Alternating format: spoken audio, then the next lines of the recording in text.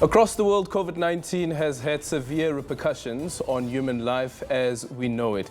Places of worship have not been spared as authorities jumped to put in place regulations aimed at curbing and controlling the spread of the disease.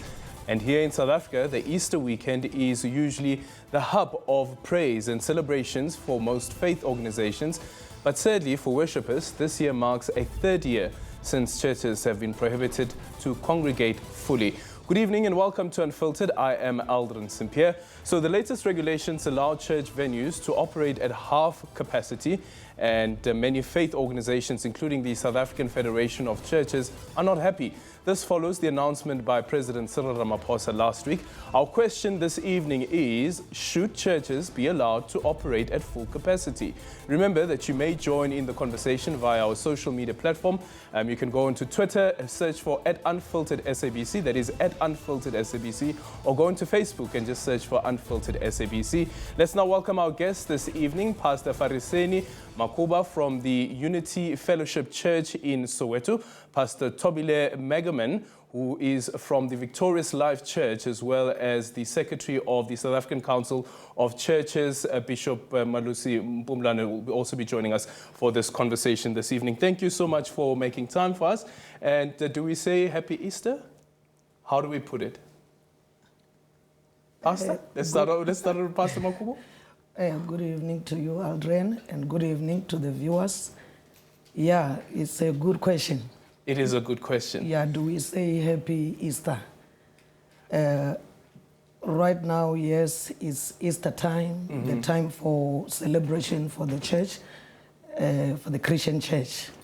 But this year is very different from other years. This year, in fact, last year and year before last, because we have seen that churches have been restricted for quite some time now, and we still go to church under those restrictions, which is very painful for us. I quickly want to bring up a tweet from one of our viewers, and I'd like to hear your response from this as well. Let's bring up that tweet quickly. A tweet from Harv Law, who says that the church has been a cornerstone of human development, continuation, and sustainability, being the center of socio-economic and geopolitical mass mobilizer. Their role in everyday life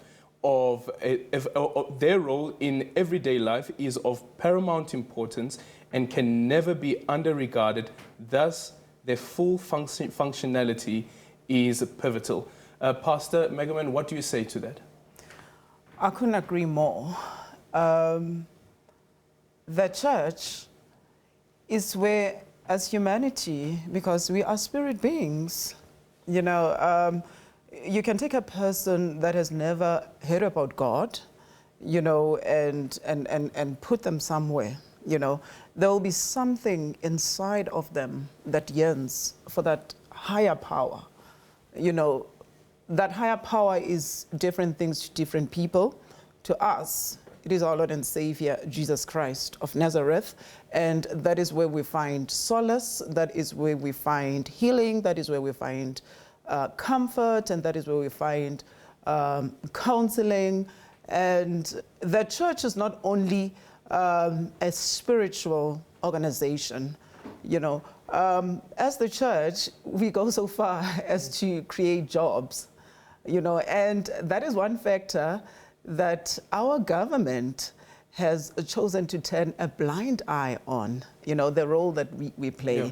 I mean, the ruling party itself, the ANC, it was formed at a church in 1912, you know, and some of the founders of the ANC, Reverend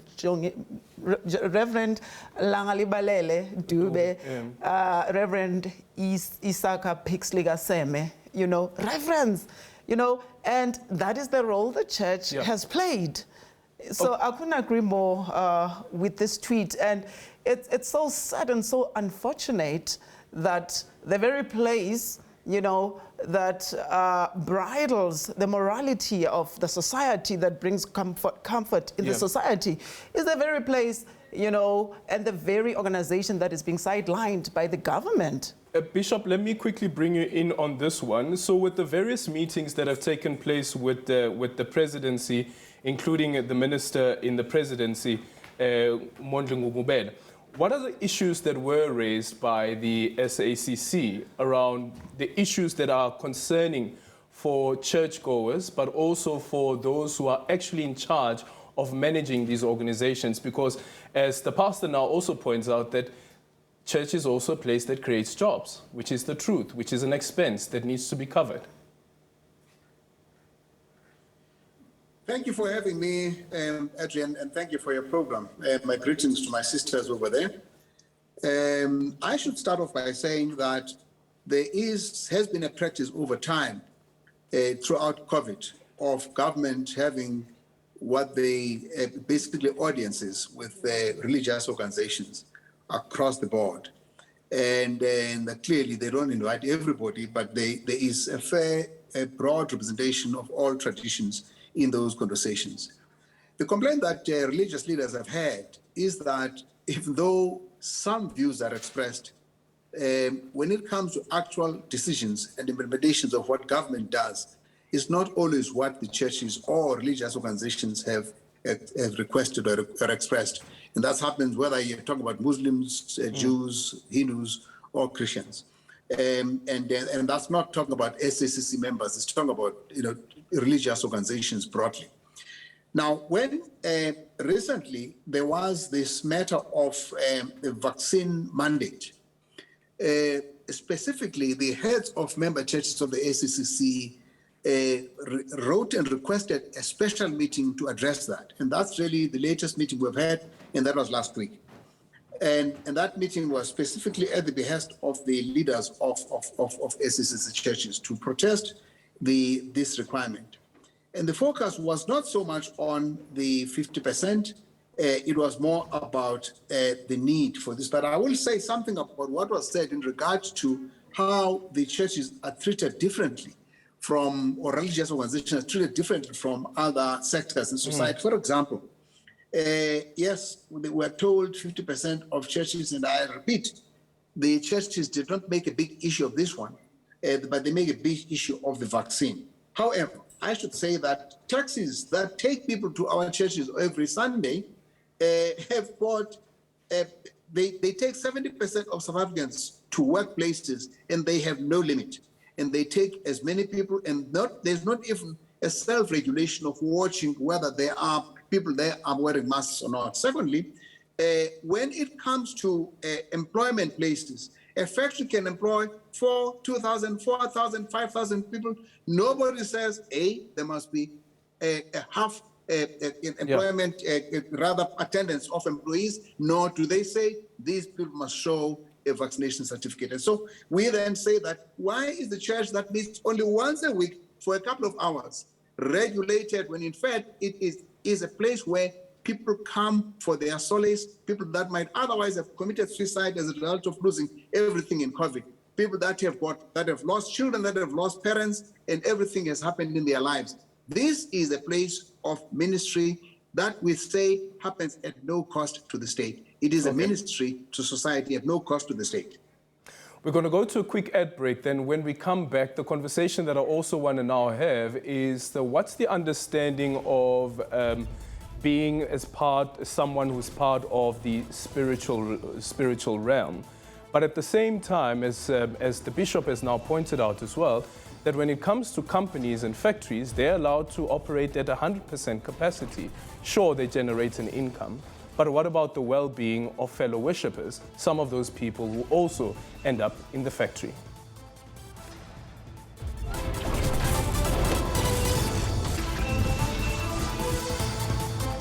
And welcome back as we focus on churches and asking whether churches should be operating at full capacity. Pastor Makuba, I want to ask you about this question around speaking about the spiritual realm. There are some people who need nourishment and prefer to go to church, right? And amongst those people who go to church are also people who are on the factory floor, who are working, where there aren't as harsh regulations as per the churches. What's your understanding then of how you see faith being understood by those in power? Aldrin, I think there is this undermining of people's spirituality, because people's spirituality is very, very important. For believers, it's very, very important for them to be together and worship God. Now, we have seen during this pandemic that people who go to work, like during the hard lockdowns, the nurses who were going to the hospitals, the doctors, some of them are believers. They really needed spiritual nourishment, as you say.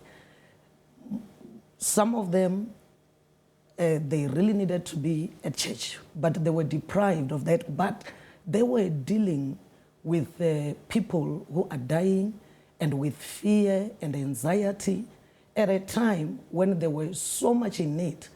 Their shepherds were not there. They were not receiving spiritual nourishment, which in turn affects them. And it doesn't make sense because people are at work, they are in construction companies, they are in the mines, they are boarding planes, full taxis, children are at school every day. But when it is Sunday, they cannot go to church where they receive spiritual nourishment, which affects even their physical functioning. And we saw that as a result of churches being restricted and being closed, some people even lost their lives. They lost their lives because of that, because they lost hope. When you don't have hope, then it affects you. It affects you even physically. The fear that was being driven all over, because, I mean, it was a message of fear that was being driven all the time. And there was no message that was countering that for other people. It affected our people quite a lot. The fact that churches are closed right now, or churches were closed and churches are still restricted now, doesn't make sense at all. Yeah. It doesn't. And Pastor Megaman, for you then, there's another one that's being thrown in, and that is now vaccines, that congregants are expected to show that they have been vaccinated or give a PCR test result that is negative for at least 72, that's not older than 72 hours. How do you even begin managing something like that? And where do you, can I put it this crudely though? As a pastor, where do you get off telling somebody who comes and knocks at your door to say, I want to come and pray with you, and you tell that person no? That is the most ridiculous thing that we have ever heard as the church. And not just as a church, but as the citizens of South Africa in a democratic era. You know, it doesn't make sense. First of all, those PCR tests, I don't know if, you know, before people make policies, do they ever sit down and really, you know, think? How much is a PCR test? I think it's about 550. So essentially, it means that for a person to come to church, they have to have about 2,000 Rand a month if they are not vaccinated. Whatever happened to freedom of choice? We are not anti-vaxxers. We believe in science, but we also believe in freedom of association. We believe in freedom of choice. You know, we are in a democratic country, so people are allowed, and people don't want to vaccinate. For those that don't want to vaccinate, they have their own valid reasons, you know. And what doesn't make sense is that we have reached about 85% hybrid immunity, you know, and more than 80%, you know, seropositivity, you know, meaning that natural immunity, where people have built antibodies, you know. So why are we still here? As a matter of fact, it's so nightmarish, you know, that we are still here in 2022, where when we have reached more than 85%, you know, of hybrid immunity, and we are discussing 50% and vaccine certificates, you know, it's a free and a democratic country. Let people do what they want to do. If there's one thing about us as the church, people's well-being are at the center of our focus, interest, and concern. You know, we are most concerned about people's well-being. And hence, we are not doing away, with other measures such as wearing masks, sanitizing, but as for 50%, that's ridiculous. Bishop, just quickly then, on this issue around vaccines and also showing the PCR test for congregants who want to come through, a negative PCR test that is, what happens now? Because that regulation still remains in place, and I know that the president had said that after 30 days, some of these transitional regulations will fall away. But what about the Health Act and the amendment to the Health Act? Do you know whether that will have an impact on the church at all? As I indicated to you, we did have an engagement with government last week. It was precisely on the issue of the vaccine mandate. And we made our case. Even though the government's explanation is that this applies only at the level of above 1,000 people in a place of worship. And that's why I talked about the fact that that does not apply with other places of congregation, such as a workplace, for example. And that because it seems to be functioning only at the level of the churches that meet only once a week, it seems to be a singling out of the churches. We have made our case, and they say they'll come back to us. We'll await that.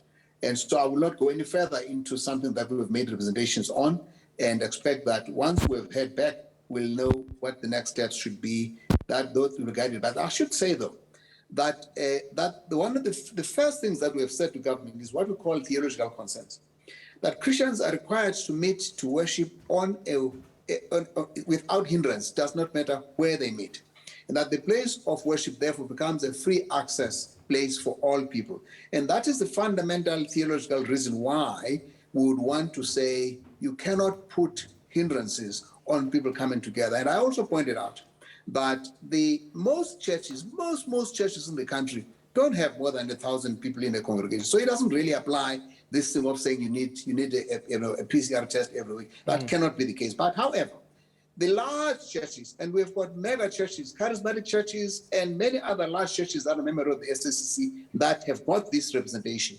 But all those churches, actually, the bigger they are, the better they are at self-managing, because they know they're handling big crowds of 6,000 at a time. And so we have no fears, because they've shown that they have the capacity. They've done that over the last 2 years, and we're comfortable with their ability to do that. So all we're saying is, let us self-regulate, because that self-regulation is exactly what business are doing, what if manufacturing centers are doing, what everybody else can do, the churches can do the same.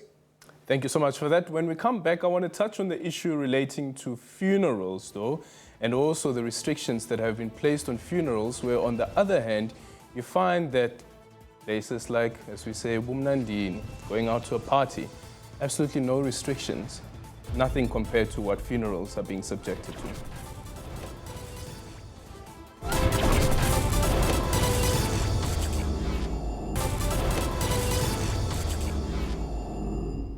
And welcome back. As we conclude our conversation now, let's touch just on another controversial element, and this is how government has still insisted that there be restrictions in the number of people allowed at a funeral, that number currently standing at 100. Pastor Makuba, I'm going to start off with you on this one. What's your understanding of this?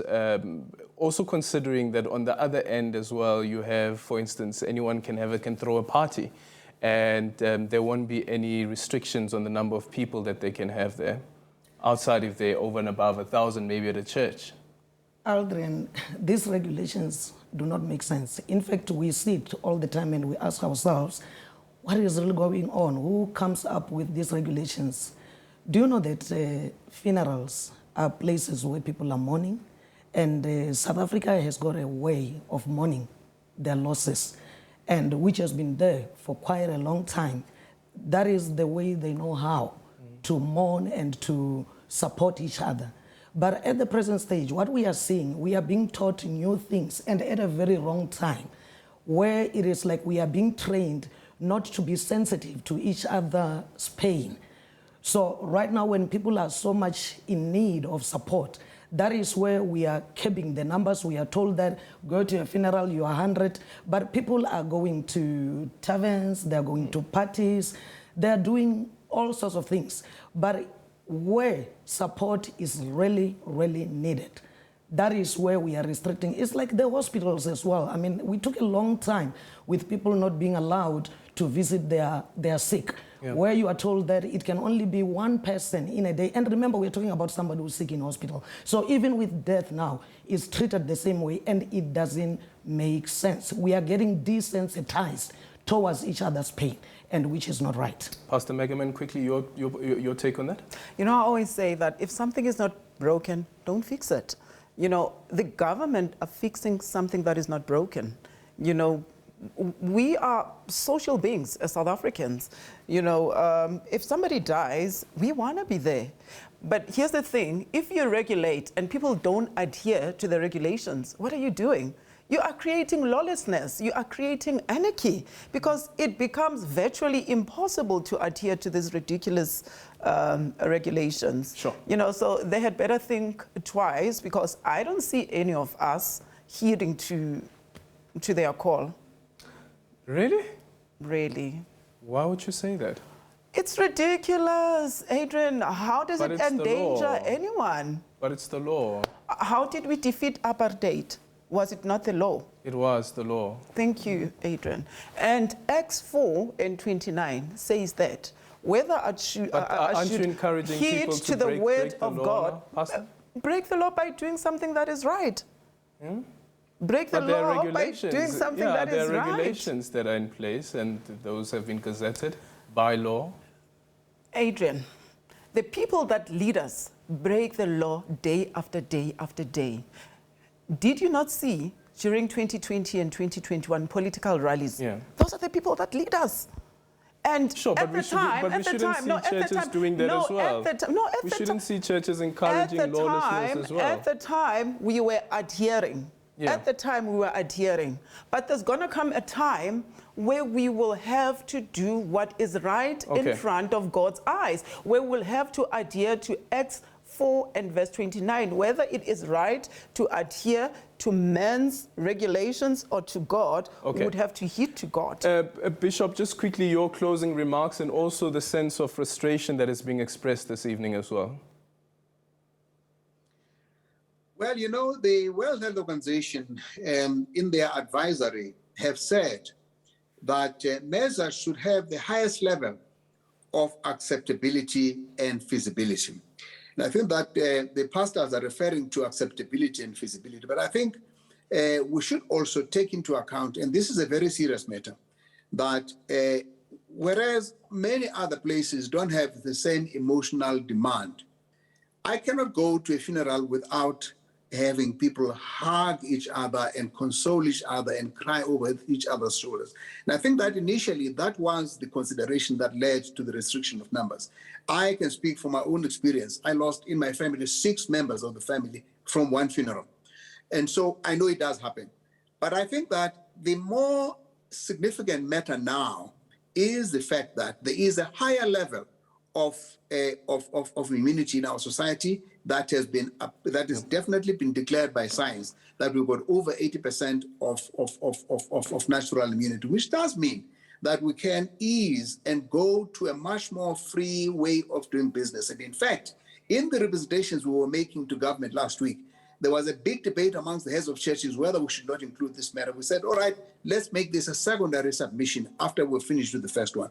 And so it is a matter that needs serious attention, but I think people should make no mistake that the better immunity for all of us that lasts longer is actually vaccination, which is why we are promoting vaccination, as well as having developed our own guidelines on how to conduct churches safely.